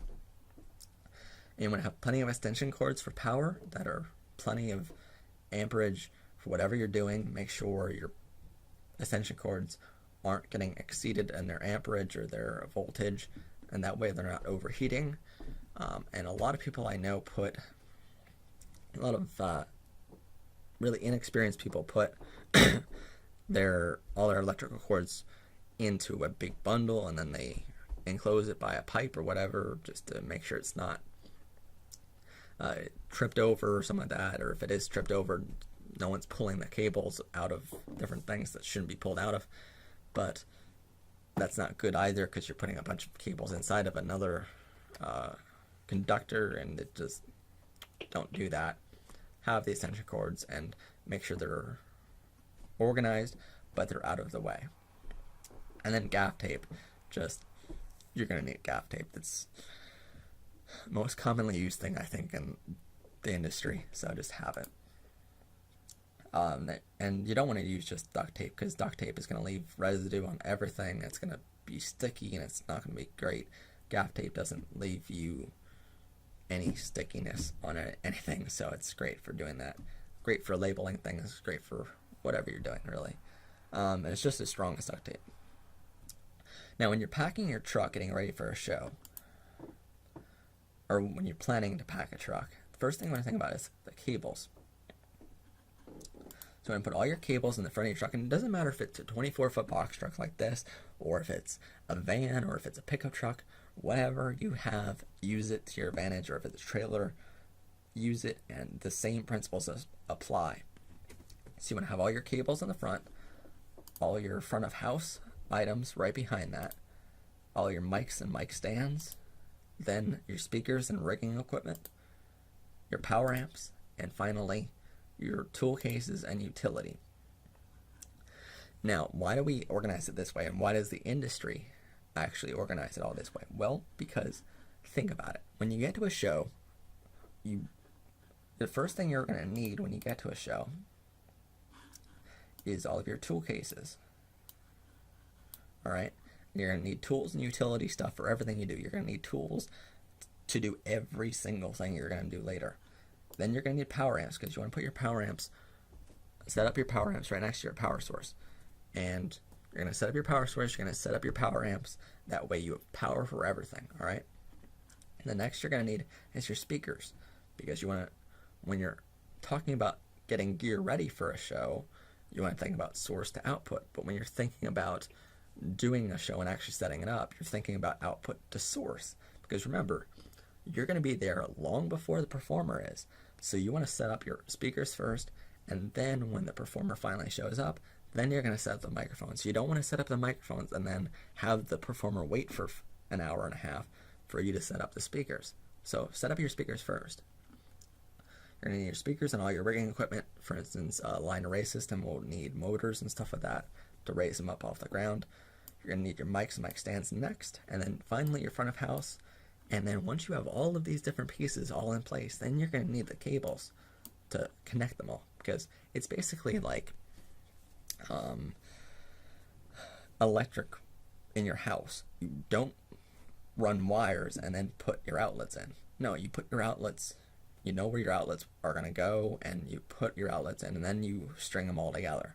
All right, you want to make sure all of your pieces are in place before you put wires between them. You don't want to run a bunch of wires all over the place and then go, well, what is this wire supposed to go to? No, you want to run the actual units themselves, and then this is where all the cables go. Plus, if you have inexperienced people on your crew, it's great to set up all your gear where it's going to be, and then tell your crew members, what I need you to do now is run power to this case, run power to this case, run power to this, and that way it gives them inexperienced people something to do while you're wiring up the more important stuff, such as sound and stuff like that. The XLR cables, they can run power for you.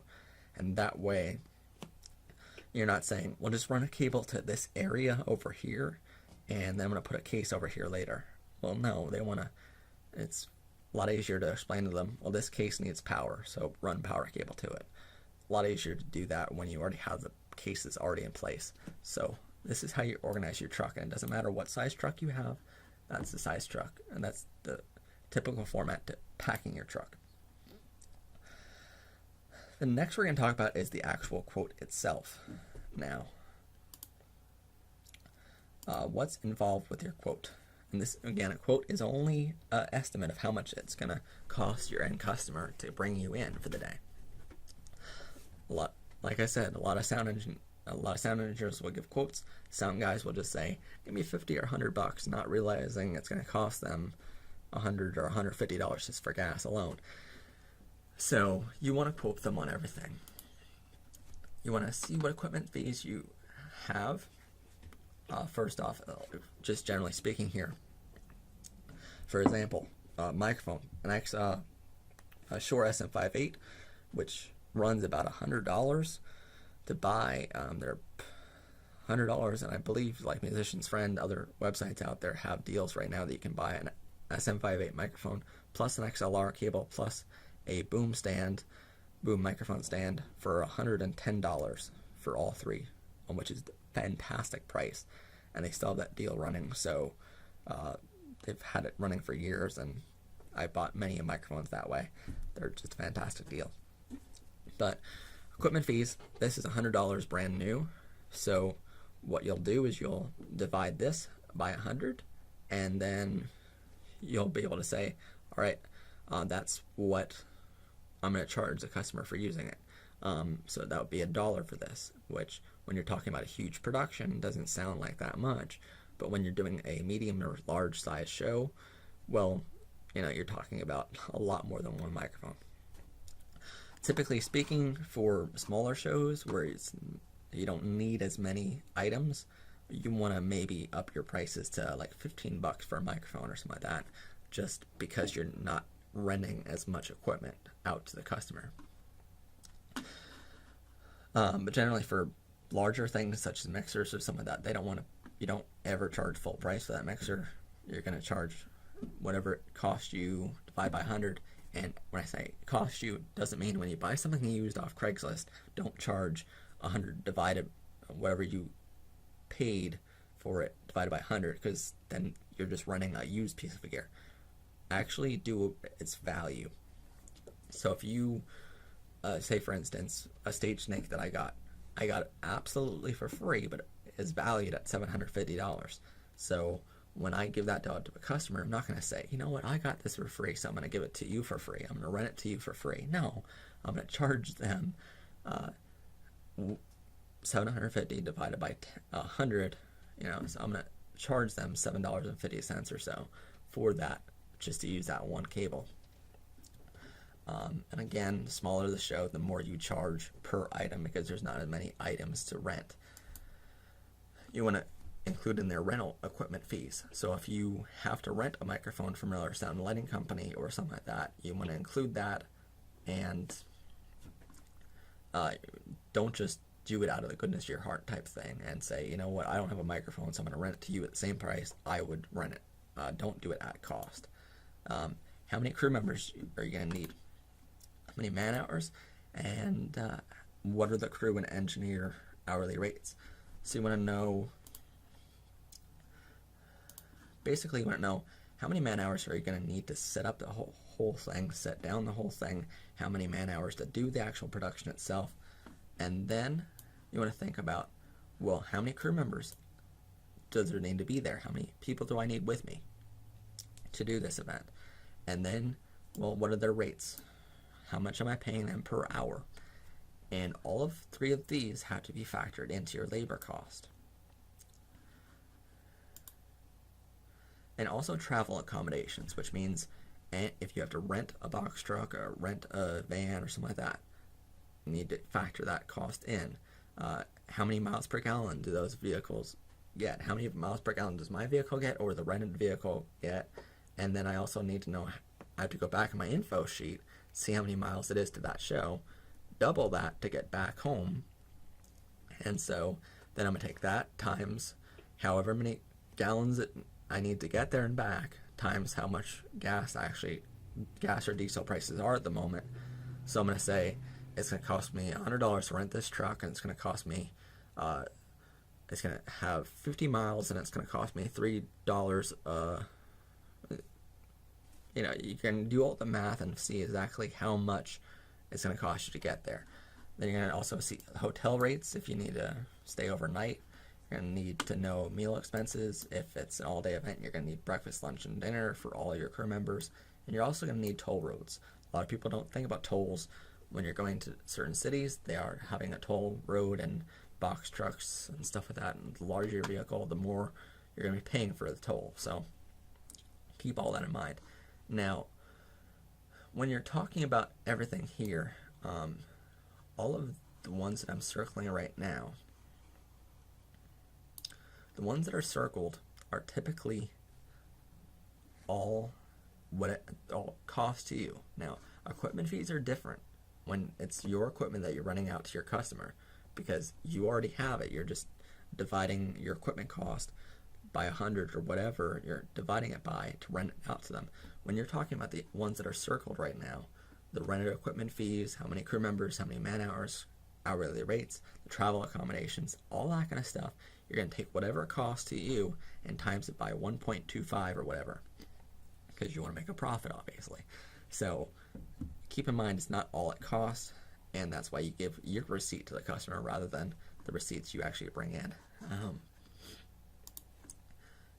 So now that you have all that information, how much you're actually going to charge the customer, you want to figure out your terms, which generally for a medium or large size show, there's 10 pages of terms and conditions, just because you need to protect yourself. But the most general terms and conditions that are out there nowadays are: if any equipment is damaged, if damaged equipment results in customer paying for repairs or replacement. So if the customer or an audience member at the show damages any of your personal equipment or any equipment that you rented or anything of yours that you brought for the show, the customer itself is responsible for paying the damages to replace it or repair it. That way you're not going out to a show getting paid $1,000 to do the show, but bringing with you $100,000 of equipment, and you have everything destroyed, and suddenly you're out $99,000. You want to make sure you're covered for that. And when I say an audience member, if there's a drunk at the show, that's not your fault. That's not on you as an engineer. That's on the customer, because they were irresponsible, didn't have security measures in place.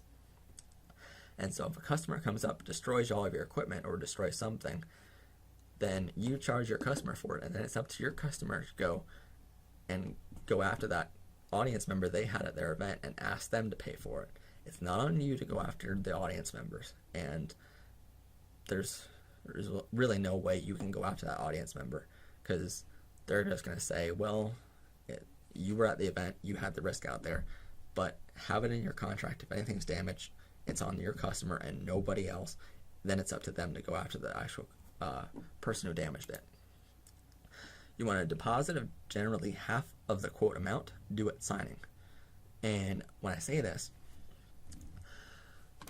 and there's other things as well that you might want to put in yours, that's all personal to you, but these are just two of the most general ones. But when I say a deposit, I mean basically when people say, oh, I want to schedule you for an event, you can schedule 2 different events for the same day, even if you can't do 2 different events at the same time. Now, if you're a sound company or a lighting company that can do multiple events at one time, say for instance, I have enough equipment in my personal inventory to do, I think, like 8 or 9 shows at a time in one day. But I don't have the engineers to do that. I only have enough engineers to do 1 or 2. And don't just hire a regular crew to do it. Make sure you have at least one person on every crew that you trust enough to do the event. And I'll typically bring in a world-class engineer to do a second event if I'm not able to be there. That way I know it's getting done correctly, because the worst thing you can do in the world is get a phone call halfway through your event and hear, this guy at the other event isn't doing a great job. They don't know what they're doing. Well, I don't want that. I want to know the other event is getting done. I don't have any worries about it. So I'll hire someone better than myself to do it. Now, when you schedule more than one event at a time and you say to them, well, if one potential customer calls up and says, say January 1st, they call up and they say, I have an event on July 4th that I want you guys to come in for.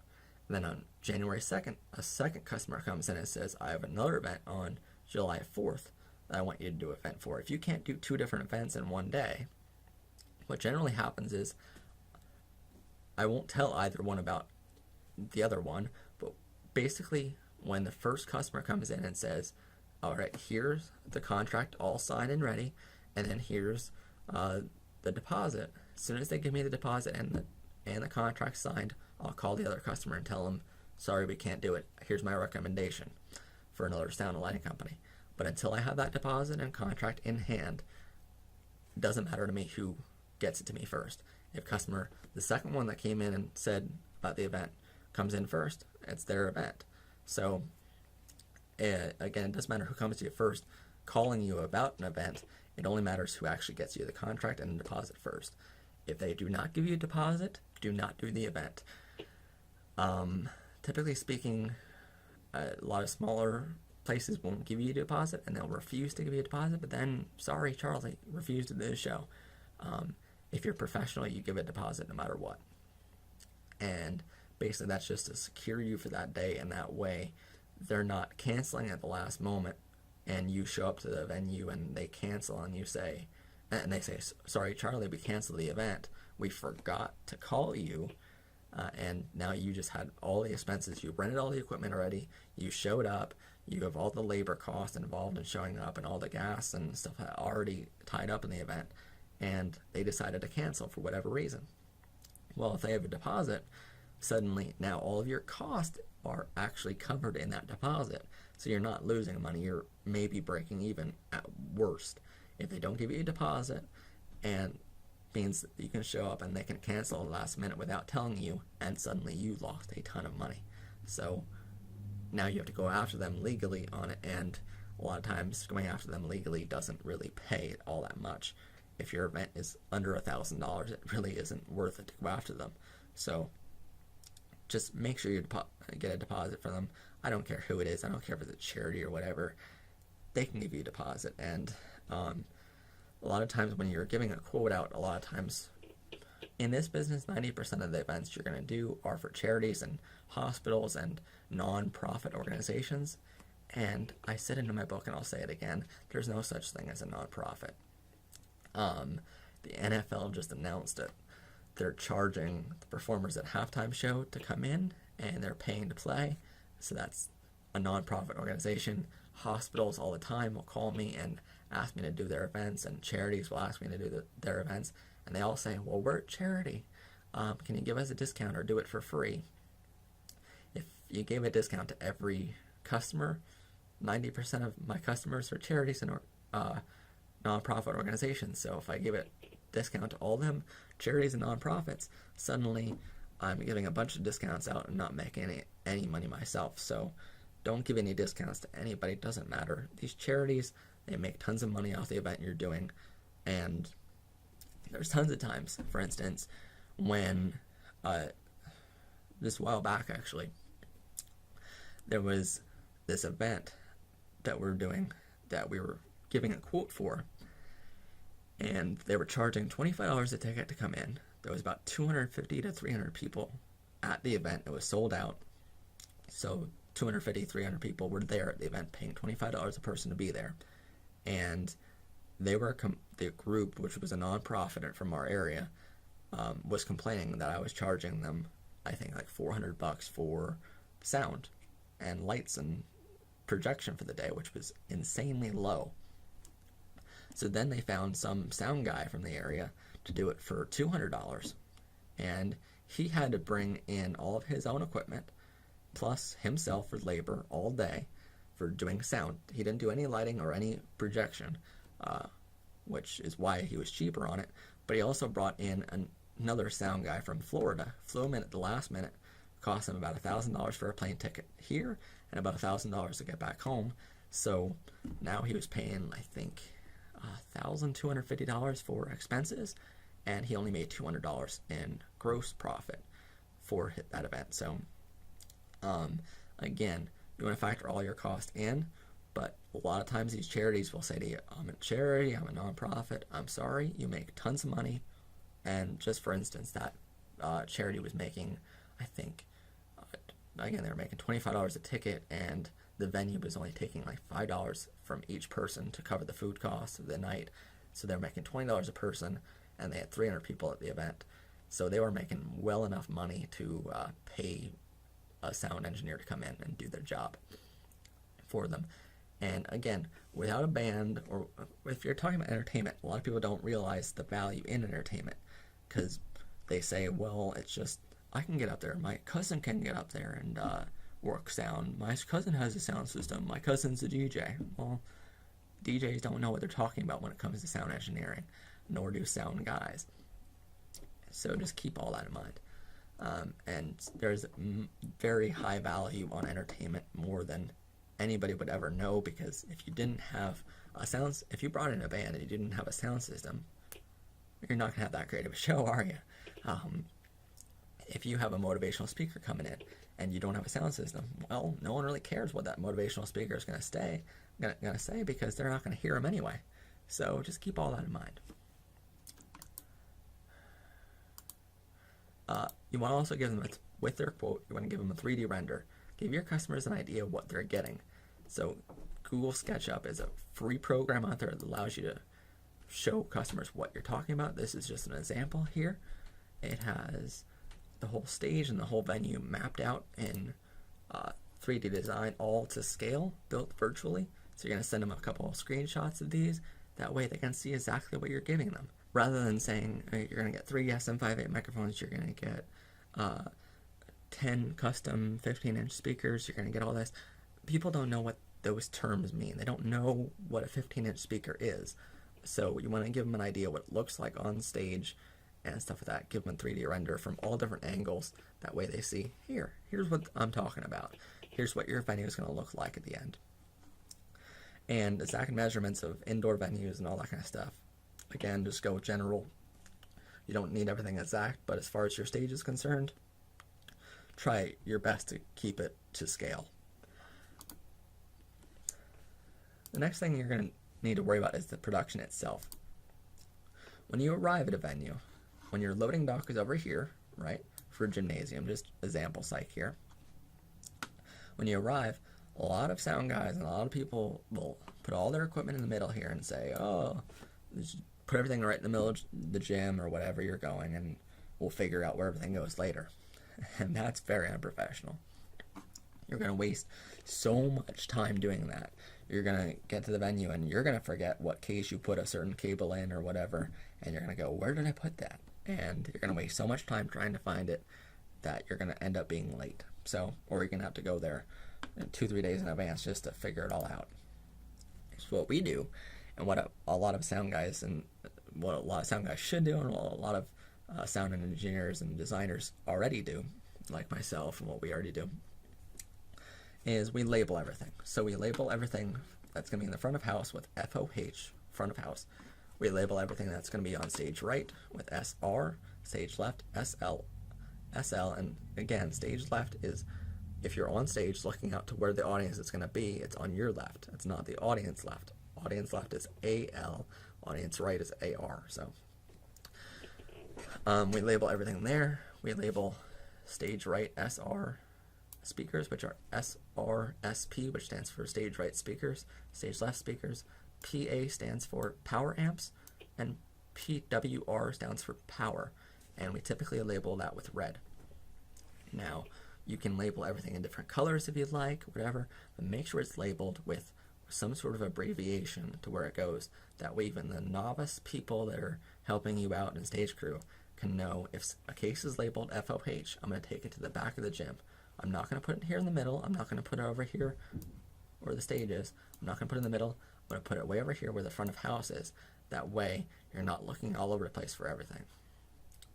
And typically power is right next to your power amplifiers, and then the power amplifiers are right next to one of the sets of speakers. It doesn't matter which set of speakers, but it's next to one of them. That way you're not running as much cable to one set, and then you're running cable to the other set with extensions across the stage. Under the stage, I should say. So typically that's how it's set up. But again, you want everything labeled, because once you get there, it's going to be so hectic for you You don't want to be looking around for things. And believe me, even for a stadium-sized event, you can label everything within, I think, an hour, hour and a half, with little pieces of gaff tape and a marker. But for a gymnasium-sized event, a small or medium-sized show, it only takes like a half an hour to label everything. But it's going to save you on each and every show. It's going to save you, in essence, of like 2 or 3 hours. So it's well worth your time to go around and label your cases and have everything organized in your cases. That way when you show up, you look professional. And for when you're labeling everything, make sure you're labeling it to put it in the truck as well. So it's going to help you load your truck, unload your truck. And if you're on a tour, let's say, and you're doing the same exact setup at every single show, well, then you're spending a half hour in the very beginning to label all your cases, but then you are saving 2.5 hours at each and every location. If you have 10 different locations, that's 20 hours you're saving for yourself, let alone every crew member. So taking that half hour initially is well worth it. After you're done arriving, you set up everything. Next thing to do is sound check. And you conduct a sound check by instrument. Even if you're doing a motivational speech, one microphone at a time. Basically speaking, go in there and tell everyone to shut up for just a couple moments while you do a sound check. Then you're going to ask for just the bass drum. You don't want to hear guitars tuning up. You don't want to hear a vocalist just practicing a little bit. You want to hear just the bass drum, nothing else. Then you want to hear a snare drum and the tom drums, overall kit.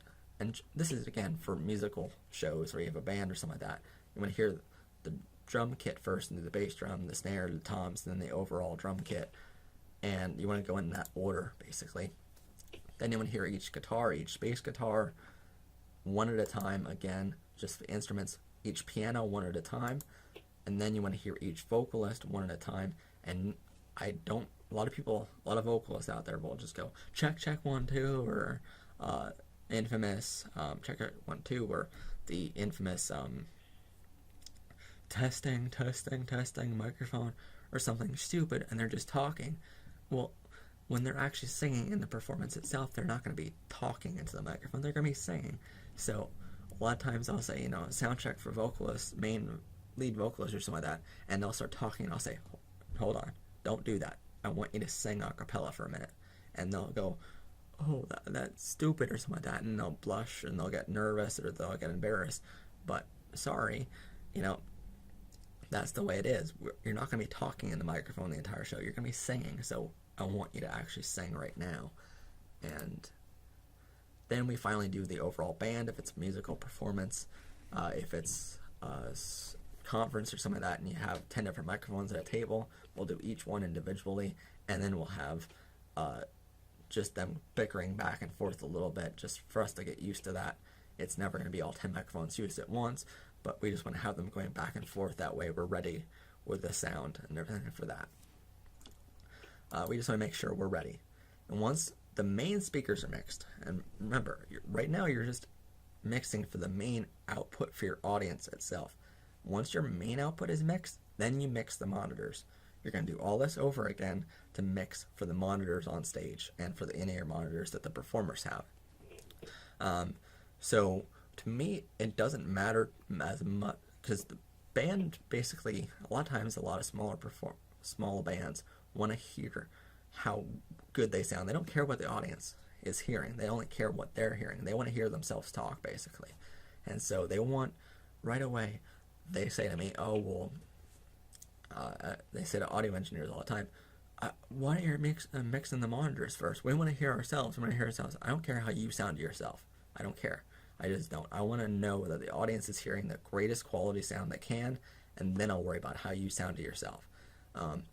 So typically, and that's why they have a monitor mixer sometimes for a lot of mediums and larger size shows, because while you're doing the sound checks, you're going to be doing it, but the monitor mixer guy will also be doing his at the same exact time.